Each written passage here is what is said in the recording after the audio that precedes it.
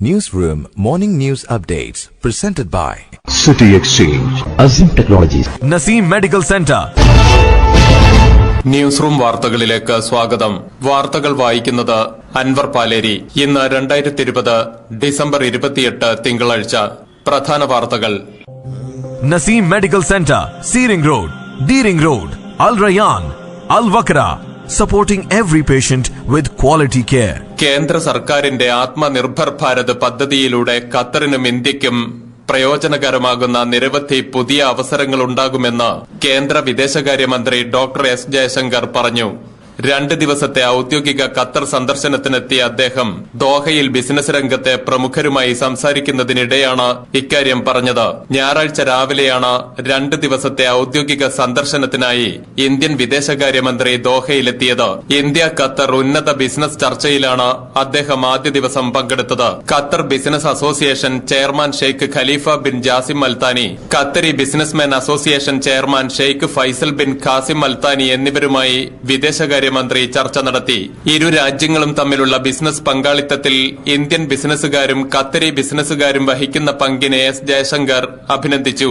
കേന്ദ്ര സർക്കാരിന്റെ ആത്മനിർഭർ ഭാരത് പദ്ധതി സംബന്ധിച്ച് വിശദീകരിച്ച അദ്ദേഹം പദ്ധതി വഴി നിരവധി പുതിയ അവസരങ്ങളുണ്ടാകുമെന്നും വ്യക്തമാക്കി. 2 ദിവസത്തെ ഔദ്യോഗിക സന്ദർശനത്തിനായി ദോഹയിലെത്തിയ ഇന്ത്യൻ വിദേശകാര്യമന്ത്രി ഡോക്ടർ എസ് ജയശങ്കർ ഇന്ത്യൻ പ്രവാസികളുമായി ഓൺലൈൻ വഴി കൂടിക്കാഴ്ച നടത്തി. ഇന്നലെ വൈകിട്ടാണ് ഇന്ത്യൻ വിദേശകാര്യമന്ത്രി ഖത്തറിലെ ഇന്ത്യൻ പ്രവാസികളുമായി കൂടിക്കാഴ്ച നടത്തിയത്. നിയമപ്രശ്നങ്ങളിൽ പെടുന്നവർക്കും അനാരോഗ്യവും മറ്റു കാരണങ്ങളാലും ജോലി നഷ്ടപ്പെടുന്നവർക്കും നാട്ടിലേക്ക് മടങ്ങുന്നതുവരെ താമസിക്കാനുള്ള താൽക്കാലിക സൌകര്യം ഖത്തറിൽ ഏർപ്പെടുത്തണമെന്ന പ്രവാസി സംഘടനകൾ കേന്ദ്ര വിദേശകാര്യമന്ത്രിയോട് ആവശ്യപ്പെട്ടു. ഇന്ത്യൻ എംബസിയിൽ സ്ഥിരം ലീഗൽ ഓഫീസറെ നിയമിക്കുക, ഇന്ത്യക്കാർക്കായി കമ്മ്യൂണിറ്റി കേന്ദ്രം നിർമ്മിക്കുക, ഹിന്ദുക്കൾക്ക് ക്ഷേത്രം നിർമ്മിക്കാനുള്ള ഭൂമി അനുവദിക്കുക, ദോഹയിൽ ഇന്ത്യൻ സർവകലാശാലകളും കൂടുതൽ സ്കൂളുകളും തുടങ്ങാനുള്ള അവസരമുണ്ടാക്കുകയും നടപടിക്രമങ്ങൾ ലളിതമാക്കുകയും ചെയ്യുക തുടങ്ങിയ ആവശ്യങ്ങളും പ്രവാസി സംഘടനകൾ ഉന്നയിച്ചു. കോവിഡിനെ നേരിടാൻ നൽകിയ സംഭാവനകളെ മന്ത്രി അഭിനന്ദിച്ചു. പുതിയ ഇന്ത്യയുടെ വികസനത്തിന് പ്രവാസികളുടെ പങ്കാളിത്തം ഇന്ത്യൻ വിദേശകാര്യമന്ത്രി അഭ്യർത്ഥിച്ചു. ഖത്തർ വിദേശകാര്യമന്ത്രിയും ഉപപ്രധാനമന്ത്രിയുമായ Sheikh Mohammed bin Abdul Rahman അൽത്താനിയുമായി ജയശങ്കർ ഇന്ന് കൂടിക്കാഴ്ച നടത്തും. ജനുവരി 5-ന് റിയാദിൽ ചേരാനിരിക്കുന്ന ഗൾഫ് ഉച്ചകോടിക്ക് മുന്നോടിയായി ഗൾഫ് രാജ്യങ്ങളിലെ വിദേശകാര്യമന്ത്രിമാർ കഴിഞ്ഞ ദിവസം യോഗം ചേർന്നു. Saudi Arabia, UAE, Bahrain, Oman, Kuwait എന്നീ രാജ്യങ്ങളിലെ വിദേശകാര്യമന്ത്രിമാർ പങ്കെടുത്ത യോഗത്തിൽ ഖത്തറിനെ പ്രതിനിധീകരിച്ച് വിദേശകാര്യ സഹമന്ത്രി സുൽത്താൻ ബിൻ സാദൽ മുറൈഖിയാണ് പങ്കെടുത്തത്. ഖത്തർ വിദേശകാര്യമന്ത്രിയും ഉപപ്രധാനമന്ത്രിയുമായ Sheikh Mohammed bin Abdul Rahman Al Thani യോഗത്തിൽ പങ്കെടുത്തില്ലെന്നാണ് ലഭ്യമായ വിവരം. വെർച്വലായാണ് വിദേശകാര്യമന്ത്രിമാർ യോഗം ചേർന്നത്. ഇറാനെതിരെ ഐക്യനിര കെട്ടിപ്പടുക്കാനുള്ള അമേരിക്കൻ നീക്കത്തിന് തടയിടുകയും GCC രാജ്യങ്ങളുടെ ഐക്യത്തിന് ഭംഗം വരുത്തുകയും ചെയ്ത ഗൾഫ് പ്രതിസന്ധി പരിഹരിക്കാനുള്ള മാർഗങ്ങളെക്കുറിച്ച് വിദേശകാര്യമന്ത്രിമാർ ചർച്ച നടത്തിയതായി അന്താരാഷ്ട്ര മാധ്യമങ്ങൾ റിപ്പോർട്ട് ചെയ്തു. അതേസമയം പ്രതിസന്ധി പരിഹരിക്കാനുള്ള അന്തിമ കരാർ സംബന്ധിച്ച് വ്യക്തത ലഭിച്ചിട്ടില്ലെന്ന് റോയിട്ടേഴ്സ് റിപ്പോർട്ട് ചെയ്തു. ചർച്ച അന്തിമഘട്ടത്തിലെത്തിയെങ്കിലും അന്തിമ കരാർ സംബന്ധിച്ച കാര്യങ്ങൾ പുരോഗമിക്കുകയാണെന്ന് ഗൾഫ് സഹകരണ കൌൺസിലുമായി ബന്ധപ്പെട്ട പ്രതിനിധി റോയിട്ടേഴ്സിനെ അറിയിച്ചു. ദോഹ വിമാനത്താവളം അടച്ചതായി വ്യാജ വാർത്ത പ്രചരിക്കുന്നു. ഇതേ തുടർന്ന് വാർത്ത നിഷേധിച്ച് വിമാനത്താവളം അധികൃതർ തന്നെ രംഗത്തെത്തി. വിമാനത്താവളം സാധാരണഗതിയിൽ തന്നെ എല്ലാ യാത്രക്കാർക്കുമായി തുറന്നു പ്രവർത്തിക്കുന്നുണ്ടെന്ന് HIA ട്വീറ്റ് ചെയ്തു. ഖത്തറിലേക്ക് പ്രവേശിക്കുന്നവർക്കുള്ള നിബന്ധനകളും നടപടിക്രമങ്ങളും പൊതുജനാരോഗ്യ മന്ത്രാലയം ശ്രദ്ധാപൂർവം കൈകാര്യം ചെയ്യുന്നുണ്ടെന്നും ഇക്കാര്യങ്ങൾ പൊതുജനാരോഗ്യ മന്ത്രാലയത്തിന്റെ ഔദ്യോഗിക വെബ്സൈറ്റിൽ നിരന്തരം അപ്ഡേറ്റ് ചെയ്യുന്നുണ്ടെന്നും അധികൃതർ ട്വിറ്ററിൽ വ്യക്തമാക്കി. ഔദ്യോഗിക സ്രോതസ്സുകളിൽ നിന്നുള്ള വാർത്തകൾ പിന്തുടരാനും അഭ്യൂഹങ്ങൾ തള്ളിക്കളയാനും ഹമദ് വിമാനത്താവളം അധികൃതർ ആവശ്യപ്പെട്ടു. ജനിതക മാറ്റം സംഭവിച്ച കൊറോണ വൈറസ് റിപ്പോർട്ട് ചെയ്തതിനെ തുടർന്ന് താൽക്കാലികമായി നിർത്തിവച്ച രാജ്യാന്തര വിമാന സർവീസുകൾ സൌദിയും ഒമാനും പുനരാരംഭിക്കുന്നു. സുപ്രീം കമ്മിറ്റിയുടെ തീരുമാനത്തിന്റെ അടിസ്ഥാനത്തിൽ ചൊവ്വാഴ്ച പുലർച്ചെ മുതൽ തന്നെ അന്താരാഷ്ട്ര വിമാന സർവീസുകൾ പുനരാരംഭിക്കാനാണ് ഒമാന്റെ തീരുമാനം. മറ്റു വിദേശ രാജ്യങ്ങളിൽ നിന്ന് ഒമാനിലേക്ക് വരുന്നവർ യാത്രയ്ക്ക് മുമ്പ് PCR പരിശോധനയ്ക്ക് വിധേയരാകണമെന്ന നിബന്ധന പുനഃസ്ഥാപിച്ചിട്ടുണ്ട്. ഒമാനിലെത്തുന്നതിന് 72 മണിക്കൂർ സമയപരിധിക്കുള്ളിലാകണം പരിശോധന നടത്തേണ്ടത്. അതേസമയം സൌദിയിൽ നിന്ന് പുറത്തേക്കുള്ള സർവീസുകൾക്ക് മാത്രമാണ് നിലവിൽ അനുമതി നൽകിയിരിക്കുന്നത്. ഇവർക്ക് വന്ദേ ഭാരത് വിമാനങ്ങളിലും ചാർട്ടേഡ് വിമാനങ്ങളിലും നാട്ടിലേക്ക് മടങ്ങാൻ അനുമതിയുണ്ട്. അതേസമയം നാട്ടിലേക്ക് മടങ്ങുന്ന പ്രവാസികൾക്ക് പുതിയ തീരുമാനം ആശ്വാസകരമാണെങ്കിലും സൌദിയിലേക്ക് മടങ്ങിയെത്തേണ്ട പ്രവാസികളുടെ കാര്യത്തിൽ വിലക്ക് തുടരുന്നത് പ്രതിസന്ധിയായി തുടരും. Aseem Technologies, think innovative. നിങ്ങളുടെ കമ്പനിക്ക് സ്വന്തമായി വെബ്സൈറ്റ് ഇല്ലേ? എങ്കിലിതാ GCCയിലെ മുൻനിര ക്ലൗഡ് സൊല്യൂഷൻ സേവനദാതാക്കളായ അസീം ടെക്നോളജീസിൽ നിന്നും നിങ്ങളുടെ കമ്പനിയുടെ പേരിൽ ഒരു വെബ്സൈറ്റും പ്രൊഫഷണൽ ഇമെയിൽ വിലാസവും സ്വന്തമാക്കാം. കൂടുതൽ വിവരങ്ങൾക്കായി ഇപ്പോൾ തന്നെ ഞങ്ങളുടെ സെയിൽസ് റെപ്രസെന്റേറ്റീവുമായി ബന്ധപ്പെടുക. വിളിക്കേണ്ട നമ്പർ 9746614477 അല്ലെങ്കിൽ ഇമെയിൽ ചെയ്യൂ sales@azim.com. സൌദിയിലെ യാംബുവിലും പരിസര പ്രദേശങ്ങളിലും കനത്ത മഴ ലഭിച്ചു. കനത്ത മഴ നിരവധി താഴ്വരകളിൽ ശക്തമായ ഒഴുക്കിനും താഴ്ന്ന പ്രദേശങ്ങളിലെ വെള്ളക്കെട്ടിനും ഇടയാക്കിയിട്ടുണ്ട്. ചില പ്രദേശങ്ങളിൽ ഗതാഗത തടസ്സവും നേരിട്ടു. മദീനയുടെ വിവിധ പ്രവിശ്യകളിൽ സാമാന്യം ഭേദപ്പെട്ട മഴയാണ് കഴിഞ്ഞ ദിവസം ലഭിച്ചത്.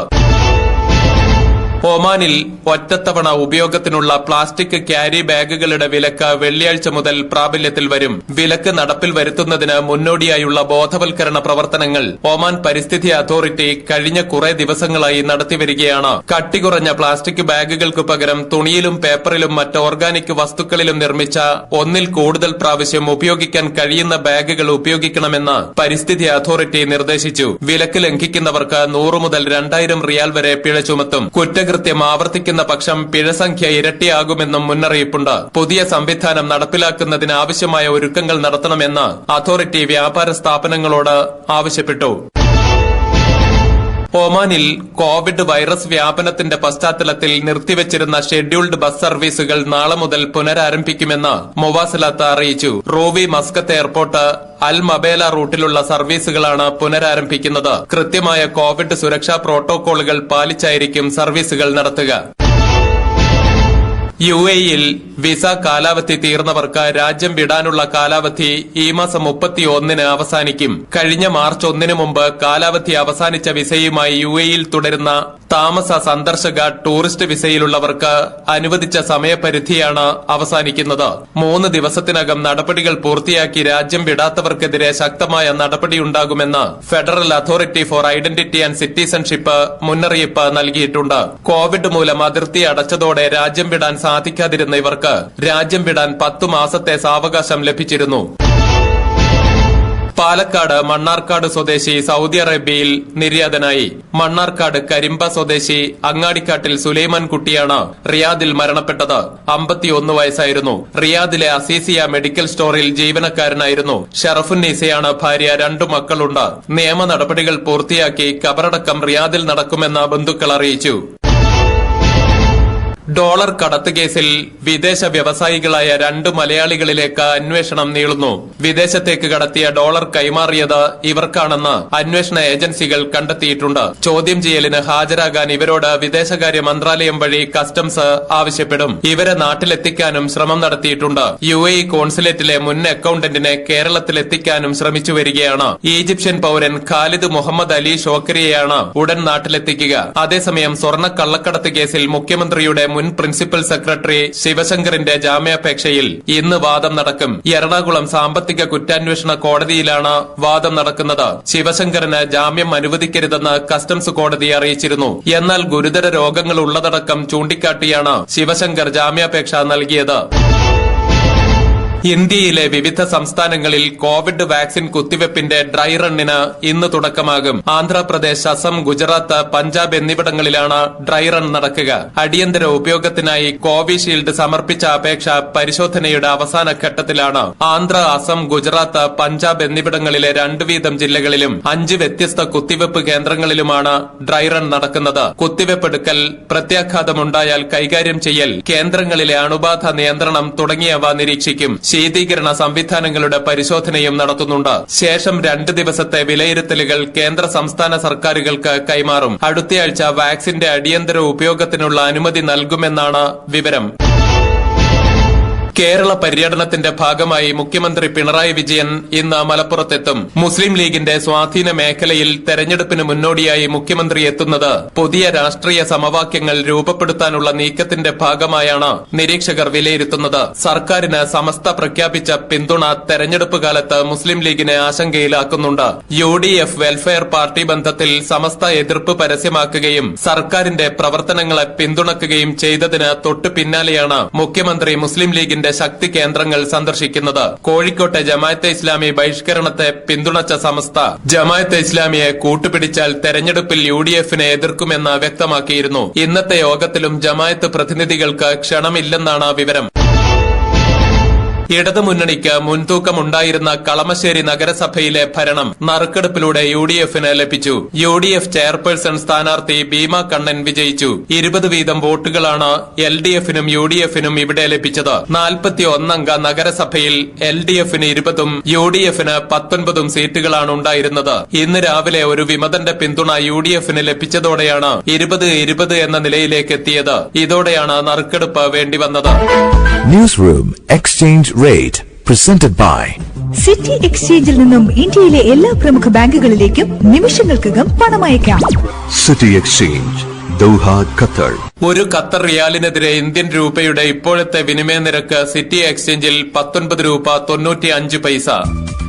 Newsroom Weather Update. ഖത്തറിൽ ഇപ്പോൾ അനുഭവപ്പെടുന്ന കൂടിയ താപനില 23 ഡിഗ്രി, കുറഞ്ഞ താപനില 17 ഡിഗ്രി സെൽഷ്യസ്. അന്തരീക്ഷത്തിലെ ഈർപ്പത്തിന്റെ തോത് 56%. കാറ്റിന്റെ പരമാവധി വേഗത മണിക്കൂറിൽ 10 കിലോമീറ്റർ.